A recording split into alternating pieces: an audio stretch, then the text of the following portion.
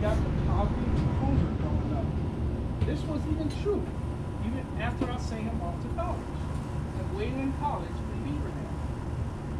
Sarah and I sent 4 of our young men to college. George was one of them. We loved all of our children, but I was especially proud of George. You know, he eventually owned his own newspaper at the Cross, though called the Wisconsin Labor Advocate. He was a civil rights leader and ran for president of the United States in 1904. He was my son. Sarah and I lived most of our lives on our 40-acre farm.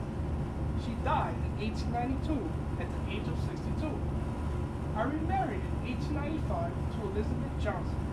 I sold the farm and moved to French Island. Nathan was very politically active. He was in the populist farmer and labor movements when it became a powerful political force in Wisconsin in the 1880s. He was also a very influential leader in the community. Now, despite all of these wonderful qualities, he was not perfect. He had his flaws, a temper, especially when it came to people he cared about.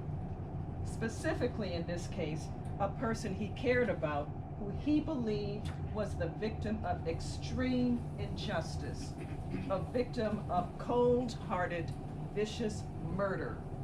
It needs to be said also that he was not alone in this belief.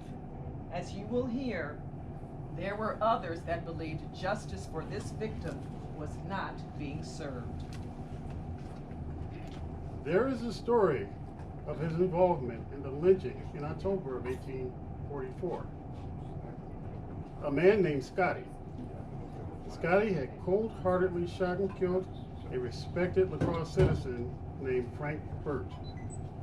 This vicious act was witnessed by many observers. However, many felt justice system was taking too long to bring justice for Frank Burt's murder. According to some accounts, Smith led a group in the pursuit of justice for their murdered friend. But when members of the large crowd of witnesses were questioned by police investigators, no one identified Smith or any of the others as being involved in the lynching. The community did not mention any role he or others may have had in the incident. Nathan Smith's strength and leadership were a staple in the West Salem and La Crosse communities. He eventually adopted 6 young men who had been in the legal system. He survived to about 95 years old. At the time of his death, he was thought to be the oldest black person in Wisconsin at that time. Before his death, he deeded the land where he had farmed in West Salem back to the community. He passed away in La Crosse on March 26, 1905, and is buried between his 2 wives, Sarah and Elizabeth, at Hamilton Cemetery here in West Salem. Obituary for Nathan Smith. The La Crosse Argos, April 1st, 1905. George Taylor, foster son of the late Nathaniel Smith, and once the presidential candidate of the Negro ticket, is in the city. Mr. Taylor came to La Crosse immediately upon the notification of the death of Nathaniel Smith, former valet of the Governor C.C. Washburn, who died Sunday at his home in French Island. Reared near La Crosse and educated in West Salem and Gale College at Galesville, Mr. Taylor is one of La Crosse's noted personages. He will visit La Crosse and West Salem for several days. I would like to think that I had an influence on how George Edwin Taylor was molded into the man he became. I adopted him and he lived on our farm until he was 20 years old when I sent him to Wayland College.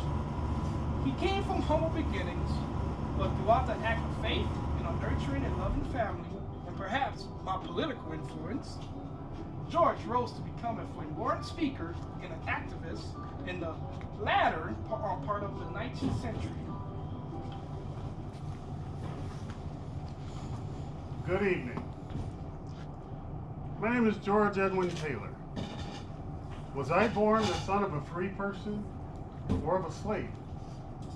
Actually, it was both. But in the end, it didn't matter. You see, I was an orphan by the time I was 5 years old. Since my mother was a free person, the law said I was free. My father, however, was a slave. And in February 1859, Arkansas said all free people of color had to leave the state. I was only 2 years old then. What I learned at a young age is that the death rate in this country is extremely high for all people of color, as well as for those who are poor. This was the beginning of what developed my political philosophy. Now, I don't remember much of my life growing up on the streets of Alton, Illinois after my mother died. I do remember, though, that I was a street urchin. I lived for several years in dry goods boxes at the wharf. I rescued myself by hiding on the riverboat Hawkeye State. It traveled up the Mississippi to La Crosse, Wisconsin. There I met Henry Southall, who was a black riverboat man. And later I met his wife, Agnes. Now, it was a smart thing for a hungry young child to attach himself to two cooks. It's too bad, though. I messed up that relationship by getting in trouble with the law. As a result, I was sent to live with Elizabeth Burt as a foster child. That would have been around 1868. Later in life, when she was having financial troubles, I helped her out. It was the least I could do for her after all she had done for me. But the greatest influence in my life came when I met Nathan Smith. Nathan Smith taught me the meaning of hard work. It was his firm hand and sound thinking that helped me understand the role of citizenship and the importance of an education. Nathan was a farmer and a former slave. He was self-educated and disciplined in his work ethic. Many men and women of all races sought his advice. I was a witness to this man's efforts in our neighborhoods in West Salem and La Crosse. The court sent many unruly young people to Nathan's farm for rehabilitation. I was one of these young men. Senior citizens, abandoned by their families, also found a home with him. We'd all helped Nathan and his wife Sarah run their farm in West Salem.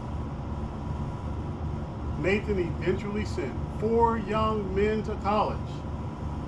Again, I was one of these young men.